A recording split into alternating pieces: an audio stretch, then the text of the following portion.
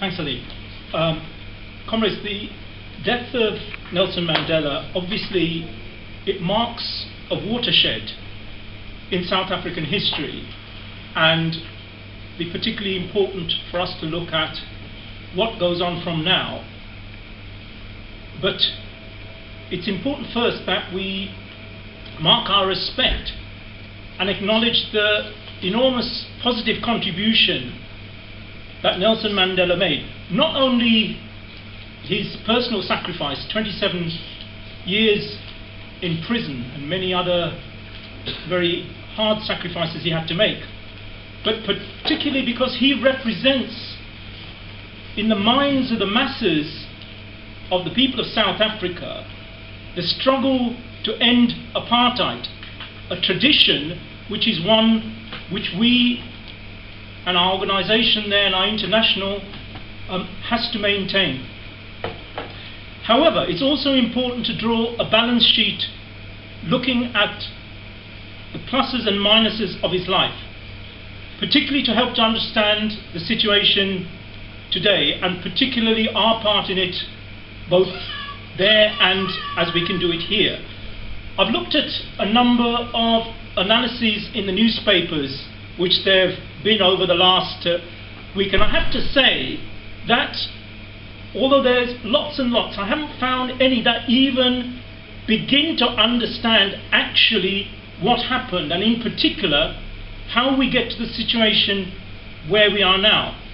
Because of time, I'm going to concentrate particularly on this background and not deal really with the current situation, but in the discussion we can do that. And as comrades probably know, we're also going to have Peter Taff here on January the 11th at a regional meeting, which will give us a chance to find out firsthand about what's been going on there.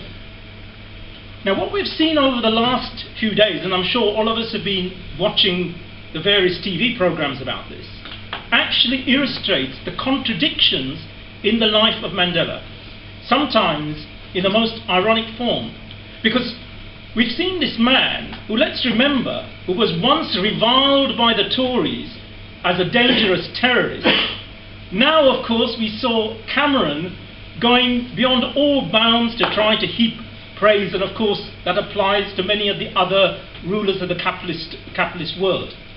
And of course we've seen the thing that the commodification of Mandela, even in his later years, he almost became a fashion accessory, as everyone who was anyone competed to be able to be seen with him. It went from Beyonce to Naomi Campbell to David Beckham. They all had to be seen with him because obviously he represented this wonderful brand.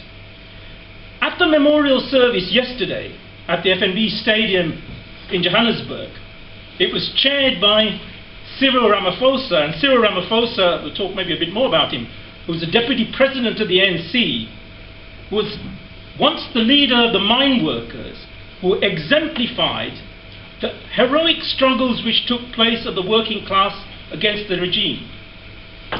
He's now one of the richest men in Africa. He's worth an estimated $700 million, $700 million.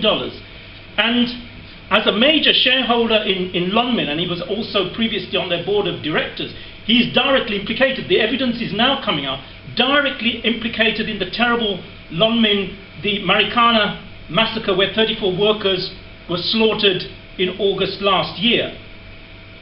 We've seen, of course, and this is very sad, it must have been a great sort of source of sadness for Mandela himself, we've seen this terrible money-grubbing mentality reflected in Mandela's own family, where we saw his grandson. And I think if you were a playwright, you would never get away, you could write the blackest comedies, you'd never get away with that story of how he effectively, secretly took away the bodies of Mandela's children, reburied them, because he wanted to have control of the plot where they were in order to make money. And of course now there's a court order which says they will be exhumed and have to be reburied. What a farce, but what also an insult really to the tradition of Mandela.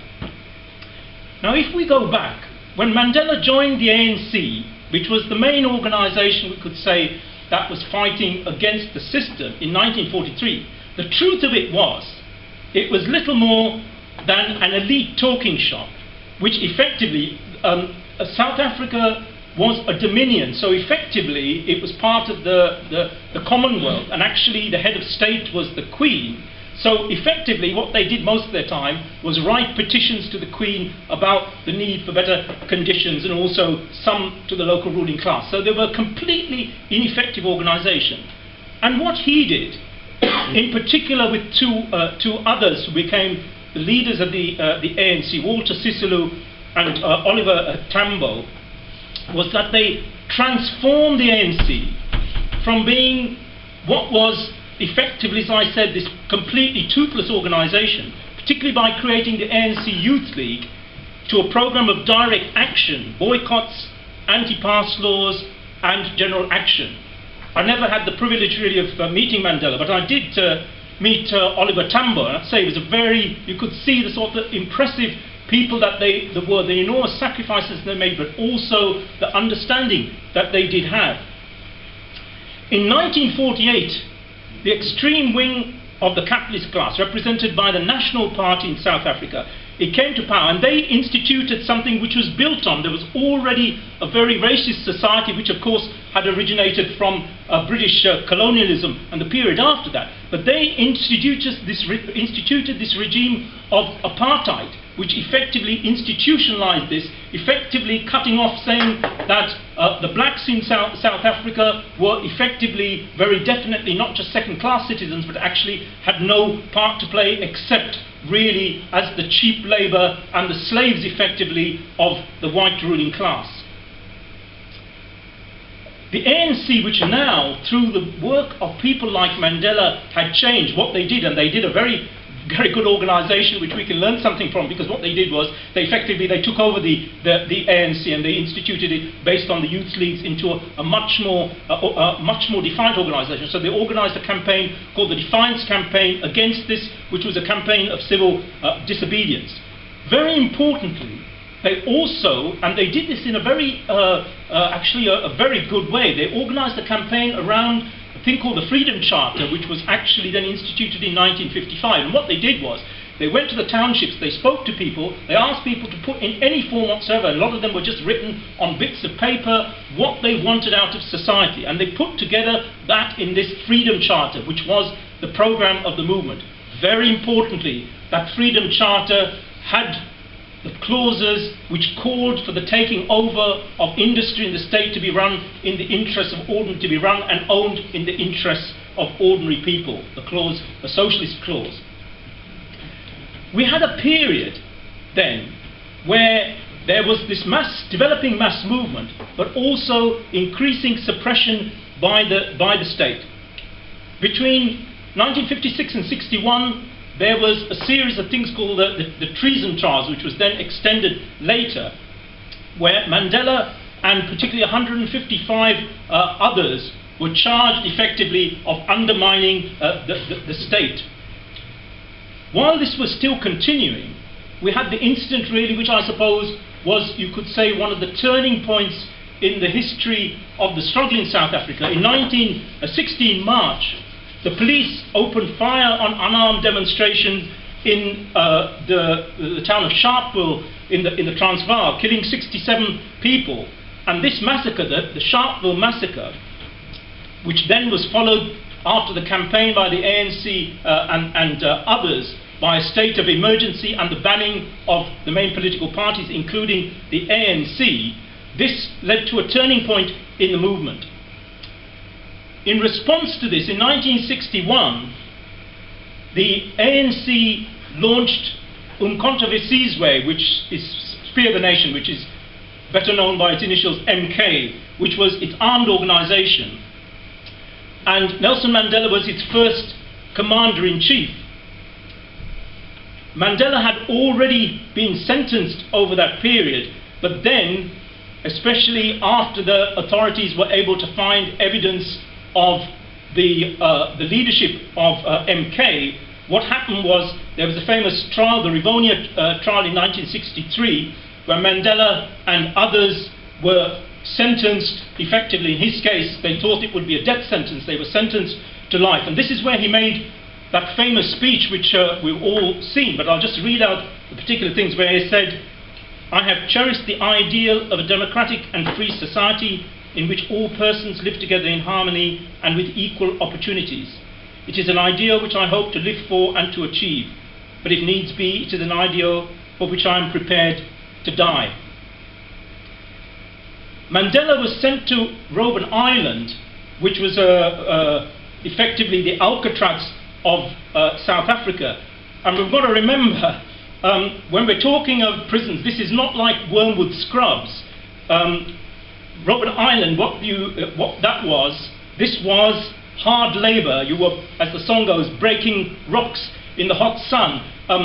One of our comrades, who later was involved, he was also involved in the Treason Trial, a fantastic guy. A few people here may have known him. I was very privileged. He even came and stayed with me, called George Peake, was actually had the privilege of being the very first person imprisoned on Robben Island, and certainly what it was like from his descriptions was certainly nothing that you would conceivably want to go to. But of course, Mandela and the other leaders of the movement who were imprisoned there, they acted for that the period after that, really, both because they were able to still carry out organisation and secretly get out information, but particularly they acted there as really a beacon to the people of South Africa in terms of the struggle.